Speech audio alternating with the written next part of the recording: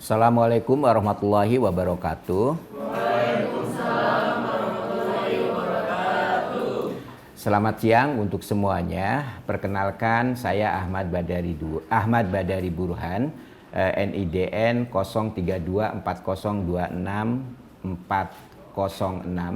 Saya dosen program studi S1 Ilmu Komunikasi Fakultas Ilmu Komunikasi Universitas Pancasila. Saya spesialisasi mengajar mata kuliah pada peminatan komunikasi strategis, antara lain untuk mata kuliah manajemen merek, manajemen komunikasi, komunikasi strategis, dan komunikasi organisasi.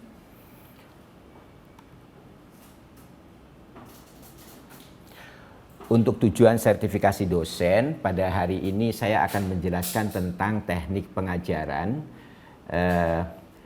yang saya gunakan dengan menggunakan metode DIA, yaitu Delivery, Interaction, dan Assessment. Pada salah satu mata kuliah yang saya ampu, yaitu manajemen merek dengan kode 0746360. Mata kuliah ini merupakan mata kuliah rumpun MK Mayor Wajib Prodi Ilmu Komunikasi dengan bobot SKS, 3 SKS, dan diselenggarakan pada semester genap.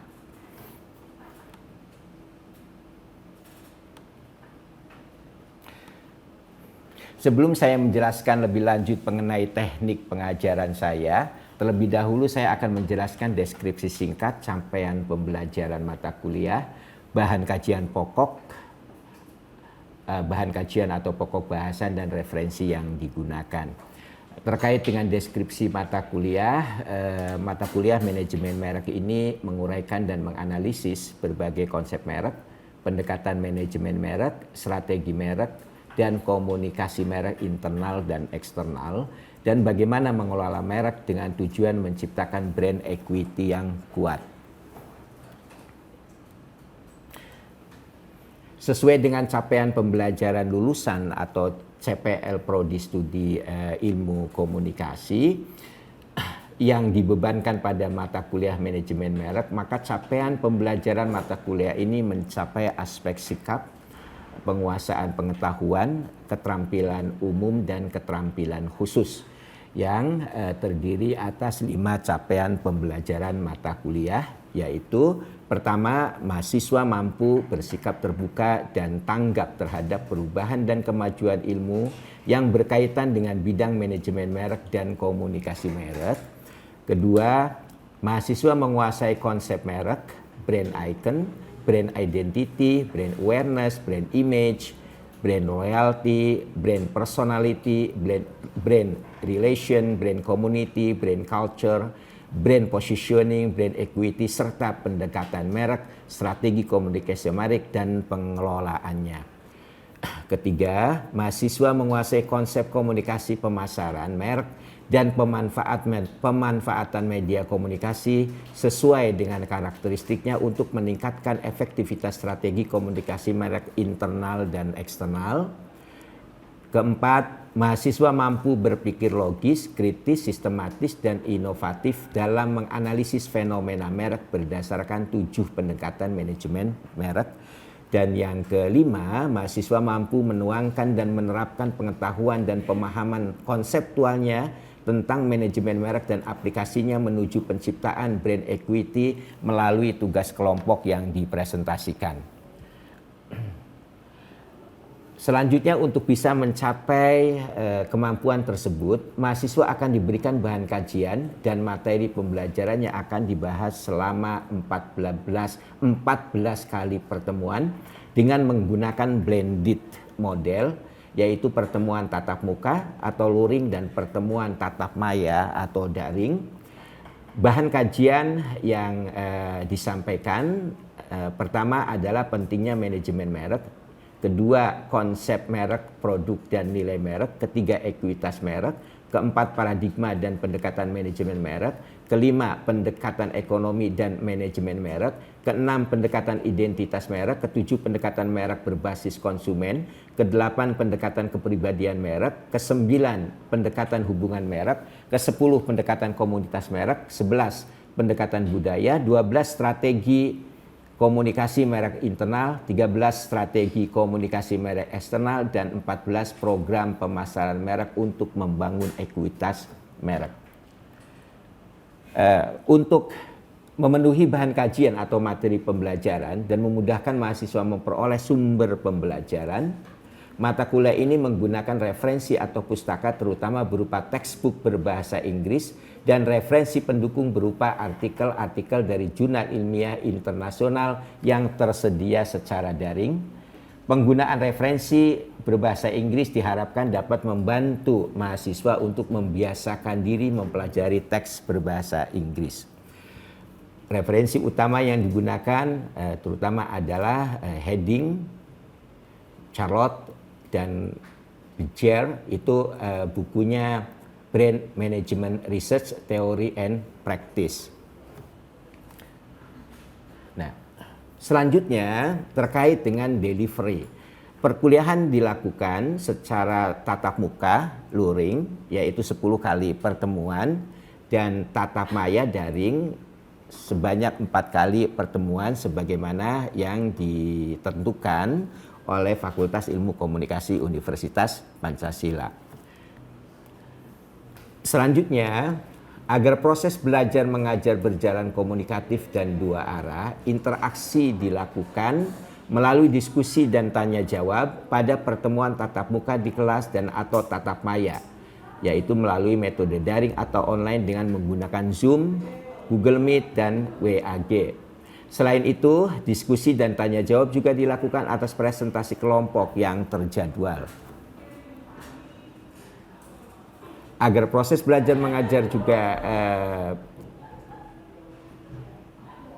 memperoleh feedback, maka asesmen dilakukan melalui tugas atau assignment berupa assignment kelompok yang dikirim ke email dosen pengampu mata kuliah dan dipresentasikan sesuai jadwal presentasi kelompok dan didiskusikan dalam pertemuan tatap muka dan tatap maya. Asesmen juga bisa berupa kuis atau pertanyaan-pertanyaan pendek yang dijawab secara tertulis dan dikumpulkan untuk penilaian. Indikatornya dari asesmen ini adalah pernyataan yang spesifik dan terukur dalam menguraikan permasalahan manajemen merek dibuktikan melalui pernyataan lisan atau tertulis, dan kriteria penilaiannya adalah kejelasan, ketepatan, dan kelengkapan pernyataan. Adapun proporsi penilaian dan kehadiran, mata kuliah ini kehadirannya minimal 75% untuk dapat mengikuti ujian akhir semester dengan bobot penilaian ujian tengah semester atau UTS 30%, ujian akhir semester atau UAS 40%, tugas kelompok, partisipasi kelas, dan kuis 30%. Demikian penjelasan tentang metode delivery, interaction, dan assessment pada mata kuliah manajemen merek. Selanjutnya saya akan menyampaikan cuplikan pembelajaran tatap muka pada mata kuliah manajemen merek dengan pokok bahasan pendekatan identitas merek. Baik, sebelum kita masuk kepada pendekatan identitas merek, kita tinjau dulu brand management ya dari waktu ke waktu. Ya. Ada dua paradigma yaitu positivistik dan konstruktivis. Kawan-kawan, dari dua paradigma ini ternyata ada 7 pendekatan manajemen merek. Pertama adalah the economic approach atau pendekatan ekonomi, kedua the identity approach pendekatan identitas, ketiga the consumer based approach pendekatan merek berbasis konsumen, keempat the personality approach pendekatan personality atau pendekatan kepribadian, Kemudian kelima, the relational approach, pendekatan berbasis hubungan. Dan keenam, the community approach, pendekatan komunitas. Dan terakhir, the cultural approach. Penelitian-penelitian terakhir dari heading sebetulnya ada satu pendekatan, the sensory approach sebetulnya ya.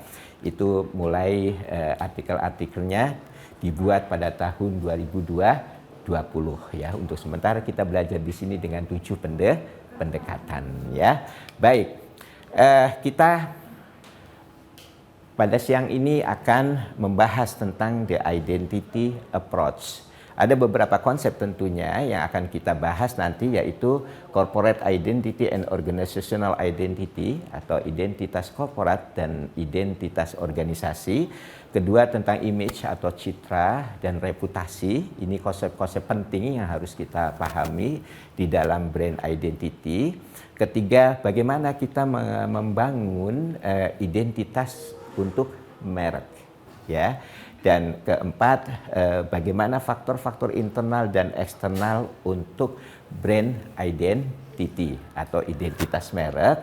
Kemudian selanjutnya terkait dengan komunikasi. Pertama, teori komunikasi massa dan teori komunikasi organisasi. Ini juga akan digunakan sebagai basic untuk strategi media. Dan teori komunikasi organisasi sebagai basic untuk membangun identitas merek internal. Dan nanti kita akan mereview sedikit tentang case study, dan kita akan coba melihat dalam kasus ini adalah BNI. Ya, singkatan apa BNI? Bang. Di belakangnya ada BNI apa? 46 ya. Oke. Tentunya ini dikemas dalam theoretical building block, bangunan teori dari gagasan-gagasan ini. Bagaimana asumsi dari pendekatan identitas, teori-teori yang melandasinya, baik itu teori-teori utamanya maupun teori-teori pendukungnya atau tema-tema utama dan tema-tema pendukungnya, bagaimana metode dan pengumpulan data untuk pendekatan identitas, dan bagaimana implikasi manajerialnya pada pendekatan identitas. Baik, asumsi ya. Pertama, pendekatan identitas fokus dalam penciptaan kesatuan ya, yang terintegrasi. Apa itu? Baik visual maupun perilaku.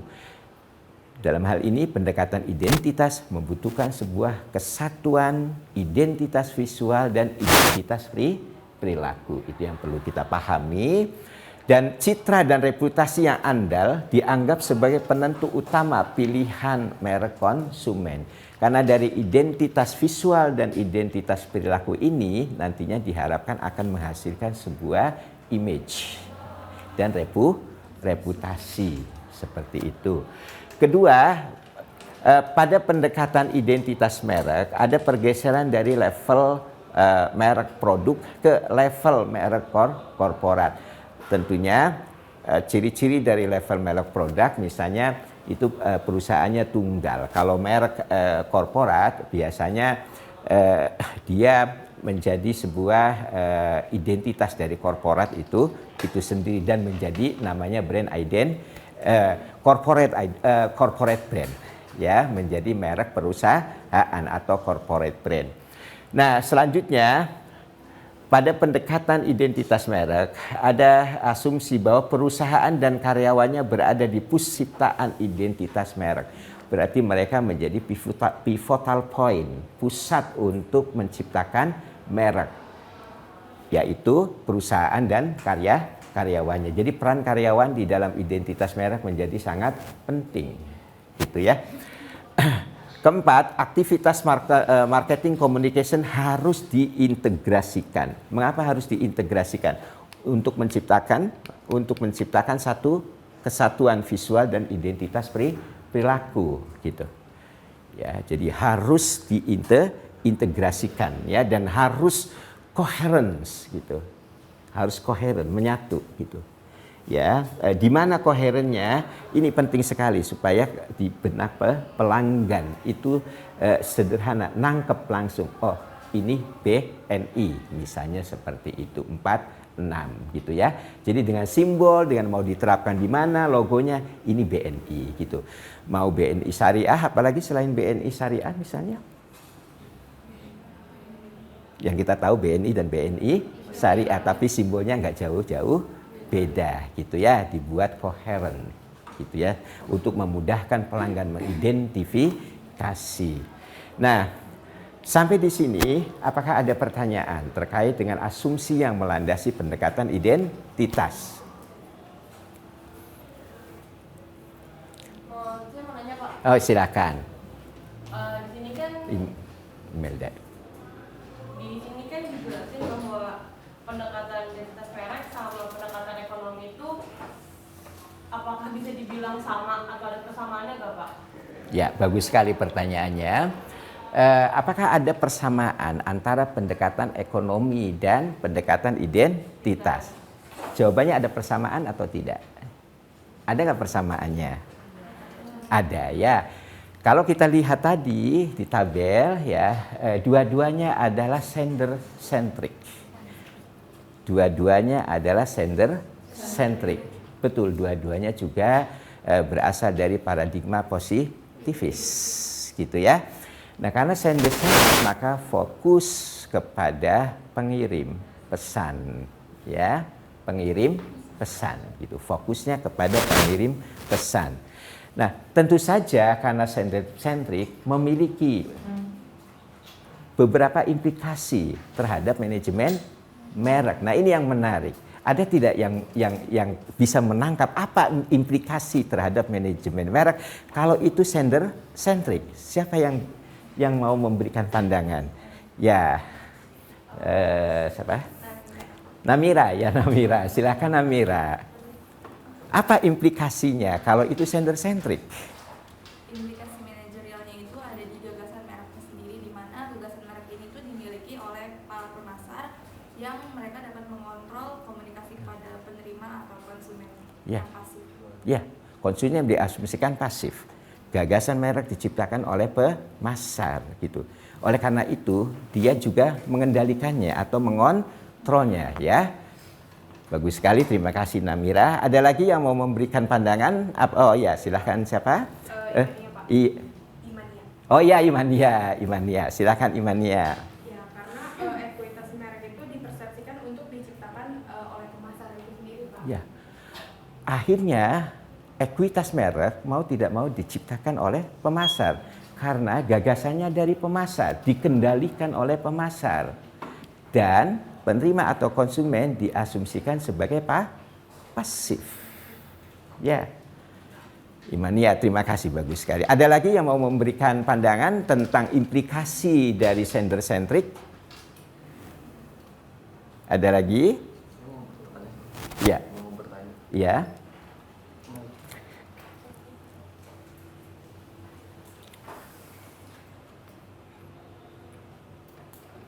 Untuk sumber dana sih Pak. Untuk sumber dana dari corporate branding itu dari mana ya Pak? Sumber dananya? Sumber ekuitas mungkin. Iya, sumber ekuitas ya. Ya. Kalau sumber dana kan kita kalau misalnya perusahaan bisa investasi, bisa merupakan modal sendiri, bisa sumber dana pinjaman dari bank gitu ya. Tapi dalam konteks merek mungkin sumber dari ekuitas merek gitu ya. Baik, untuk menjawab dari mana sumber dari ekuitas merek, ya inilah kita perlu memahami tentang konsep identitas gitu. Ya, yang berikut ini akan kita bahas gitu. Ini dari mana sumber ekuitas mereknya dari penentuan brand identity atau corporate brand ini. Mari kita pelajari bareng-bareng dan kita temukan jawabannya bersama-sama ya. Oke, kita pahami dulu bahwa tadi sender centric. Ya. Pengirim yang memiliki gagasan tentang merek, dia mencoba untuk membangun identitas merek. Mencoba untuk membangun identitas merek yang kemudian identitas merek ini dicoba untuk direfleksikan atau dihantarkan kepada konsumen. Jadi sumber identitas merek ini, sangat penting untuk penciptaan ekuitas merek dalam pendekatan identitas merek. Gitu. Jadi sumber ekuitas mereknya adalah identitas. Gitu. Ya, brand identity setelah jadinya ya. Jadi sumber dari ekuitas merek pada pendekatan identitas adalah identity. Ini yang akan kita bahas lebih jauh lagi, yaitu apa itu identitas gitu. Akhirnya sumber dari ekuitasnya adalah identitas visual dan identitas perilaku. Ini yang sebetulnya akan membangun corporate brand gitu atau brand identity. Apa itu identitas visual? Penampilan identitas perusahaan gitu. Ya, berupa mungkin logo seperti itu ya, semua bentuk-bentuk visual yang bisa baik grafis ya, teks, tulisan ya, atau kombinasinya. Kemudian identitas perilaku, yaitu nilai-nilai budaya organisasi sebagai panduan perilaku karyawan, yang di mana karyawan itu sebagai representasi dari perusahaan gitu. Ya, jadi ketika menggunakan simbol atau baju seperti ini sebetulnya artefak simbol-simbol di mana ini tetap saja satu merepresentasikan Universitas Pancasila, merepresentasikan Fakultas Ilmu Komunikasi, sekaligus merepresentasikan TV UP. Gitu. Kenapa? Karena ini identitas. Ini masuk identitas visual atau perilaku seragam ini. Mana? Visual atau perilaku? Visual ya. Visual. Dengan melihat seperti ini, apalagi ada tulisan, kita sudah tahu mereka adalah kru dari TV UP. Ya. Dan pastinya mahasiswa Fakultas Ilmu Komunikasi. Identitas ini telah mengarahkan kita untuk mengidentifikasi, benar ya? Mengidentifikasi siapa dia, gitu. Nah, inilah pentingnya identitas, baik visual maupun perilaku. Nanti kalau ada sebuah perilaku tertentu, misalnya mahasiswa Vkom UP ya, kita bersama-sama memang ramah gitu, ya. Artinya ya ramah itu ketika bertemu orang, misalnya menyapa seperti itu atau memberikan salam gitu ya, atau memberikan kecerahan gitu. Kenapa? Karena Vkom UP juga ini warnanya orange. Apa harapan dari warna orange? Ya, cerah, ceria, ya, gitu. Ini identitas visual, gitu. Ya, apapun ceria, inovatif yang kalau saya tangkap maunya ya. Kemudian kesetaraan juga, ya, kesetaraan juga. Ya tentu apa yang kalian pahami ini juga bisa ditangkap dari simbol ini juga bisa ditangkap. Mengapa menggunakan orange gitu ya teman-teman. Jadi selain identitas visual, identitas perilaku, dua-duanya nanti akan membangun yang namanya corporate brand image dan corporate brand reputation gitu. Identitas ini akan memantulkan gitu, citra, image yang dalam jangka panjang akan membangun yang namanya reputasi. Dari dua itulah terbangun yang namanya brand identity. Gitu. Berdasarkan itu pula akan terbangun ekuitas merek. Gitu. Jadi bangunan ekuitas mereknya sebenarnya visual identity dan behavioral identity itu penting sekali. Itulah sumber dari ekuitas merek untuk pendekatan identitas ya kawan-kawan ya. Ini teori yang melandasi dari brand identity teori. Tema pendukungnya yaitu elemen internalnya adalah corporate identity dan organizational identity. Ya, ini adalah identitas korporat yaitu sebetulnya visual identity. Kemudian organizational identity adalah sebetulnya behavioral identity atau identitas perilaku ya, tentang budaya, tentang nilai-nilai. Oke ya, seperti itu image dan reputasi. Baik kawan-kawan, identitas korporat pada dasarnya merupakan kumpulan isyarat visual, berarti visual identity, ya, fisik atau perilaku yang mewakili perusahaan. Sementara identitas organisasi mengacu pada aspek perilaku dan budaya yang memengaruhi identitas merek. Gitu. Bagaimana perilakunya dan bagaimana budayanya. Inilah makanya corporate culture menjadi penting sekali, budaya organisasi menjadi penting sekali untuk mengembangkan atau membangun identitas internal, ya. Nah, sementara identitas eksternal terdiri atas citra perusahaan atau corporate image yang merupakan mosaik kesan yang dibentuk oleh berbagai sinyal formal dan informal yang diproyeksikan oleh perusahaan. Berusaha untuk diproyeksikan apa citranya, gitu. Dan reputasi adalah kumpulan kesan dan evaluasi citra jangka panjang yang disimpan dalam memori jangka panjang siapa? Pelanggan atau stakeholder atau pemangku kepentingan yang lainnya. Disimpan di dalam memori. Gitu. Jadi reputasi itu adanya di memori pelanggan dan stakeholder yang lainnya. Gitu ya kawan-kawan ya. Nah kita lihat ini salah satu case study-nya BNI misalnya. Ya kalau dilihat dari gambarnya, menurut beberapa informasi, katanya identitas korporatnya ingin menampilkan dengan logo seperti ini lebih segar, lebih modern, dinamis, gitu. Dan BNI memiliki organizational identity yang terdiri atas 4 nilai budaya kerja yang mau disampaikan, yaitu profesionalisme, integritas, orientasi pelanggan, dan perbaikan tiada henti atau continuous improvement. Dan memiliki 6 nilai perilaku utama insan BNI, meningkatkan kompetensi dan memberikan hasil terbaik, jujur, tulus, ikhlas, ya, disiplin, konsisten, bertanggung jawab. 4, memberikan layanan terbaik melalui kemitraan yang strategis. 5, senantiasa melakukan penyempurnaan. 6, kreatif dan inovatif. Pemilihan warna ini juga, ini warna apa yang 46-nya? Ini lihat ada 46 di sini. Warnanya apa ini? Putih apa? Ya. Ini juga mungkin mengesankan kreativitas dan inovasi seperti Vicom ya, hampir sama ya. Seperti itu. Citra image-nya, citranya ya, corporate image-nya, kekuatan, otoritas, kekokohan, keunikan, dan citra yang modern.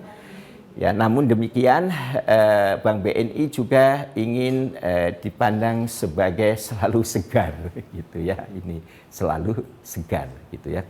Segarnya ini juga ditekankan. 23 reputasinya tidak diragukan ya teman-teman, dan dia telah menjadi best overall bank umum konvensional untuk corporate brand. Jadi memang dia adalah corporate brand gitu ya. Metode penelitiannya tentu banyak, bisa menggunakan multi paradigma tergantung tema yang mau kita teliti. Dan apa yang menjadi tantangan adalah ketika kita mengelola dan mengintegrasikan 4 tema itu, yaitu identitas korporat, identitas organisasi, citra, reputasi, dalam kita mengembangkan atau membangun identitas merek yang koheren untuk membangun ekuitas merek yang apa namanya kuat, gitu ya. Demikian kawan-kawan sebagai apa namanya bahan-bahan untuk analisis. Kita melakukan analisis untuk kasus-kasus yang akan kawan-kawan lakukan ya. Ada kasusnya sudah dianalisis, ada siapa kelompok 1, 2, 3 apa kasusnya? Kelompok 3 apa kasusnya? Untuk kelompok 3 menganalisis Konggan, pasti menarik. Oke ya, nanti kita lanjutkan dengan presentasi kelompok untuk kasus Kongguan. Nah sementara ini kalau tidak ada pertanyaan dari tema-tema yang tadi kita bahas, saya akhiri. Assalamualaikum warahmatullahi wabarakatuh.